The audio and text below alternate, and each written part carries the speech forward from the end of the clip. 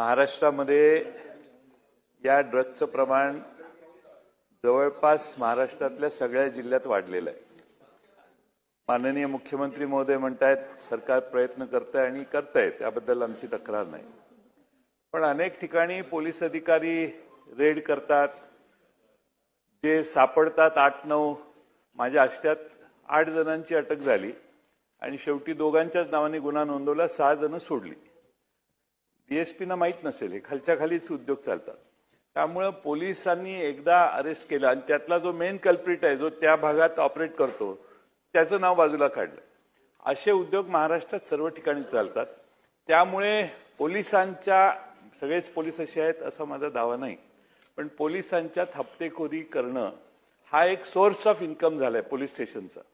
आणि म्हणून आपण माननीय मुख्यमंत्री महोदय, गृहमंत्री महोदय म्हणून आपणाला माझी विनंती आहे की या ड्रग्जशी संबंध असणारे जे पोलीस सापडतील, जे पोलीस अशा ड्रग्जच्या गुन्ह्यांना मागे घालतील, त्यांना तात्काळ निलंबित करावं, चौकशी करून बडतर्फ करावं। हा आकडा किमान 1000चा जाईल, हे टार्गेट तुम्ही पोलीस डिपार्टमेंटला द्या, बाकी सगळे ड्रग्ज कमी होतील। दुसरं, नार्कोटिक सेल काय करतं हा दुसरा प्रश्न आहे।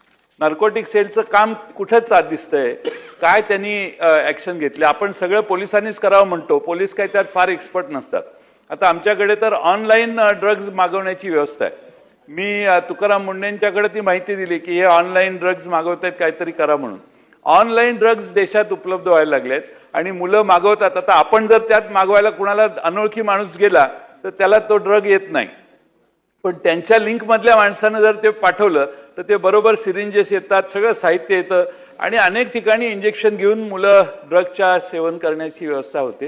म्हणून हा एक महाराष्ट्रातला गंभीर गुन्हा झालेला आहे आणि म्हणून माझी माननीय गृहमंत्री महोदयांना विनंती आहे की याच्यात स्ट्रिक्ट अशी ऍक्शन महाराष्ट्राच्या पोलीस दलाने घेतली, नार्कोटिक सेल जास्त ऍक्टिव्हेट केलं आणि ज्या पोर्टवर सतत ड्रग्ज सापडतात त्या पोर्टवर पाहिजे तर आपले पोलीस पाठवा, आपल्या राज्याच्या बाहेर पोर्ट आहे ते, पण आपले पोलीस पाठवा, पण तिथून येणारा माल आणि देशात वेगवेगळ्या ठिकाणाहून माल येतो। आपण हायड्रोपोनिकचं उदाहरण दिलं, देशात आता पैसे मिळवण्यासाठी लोक आता अशी शेती करायला लागली आहेत असा त्याचा अर्थ होतो आपल्या उत्तरात आपण ज्याचा उल्लेख केला। आणि म्हणून हे प्रकरण प्रचंड गंभीर आहे।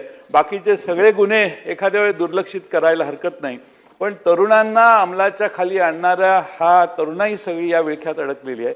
म्हणून माननीय मुख्यमंत्र्यांनी रोज सकाळी 20 मिनिटं किंवा 15 मिनिटं याचं असेसमेंट घेण्यासाठी ब्रीफिंग घ्यावं अशी माझी त्यांना विनंती आहे।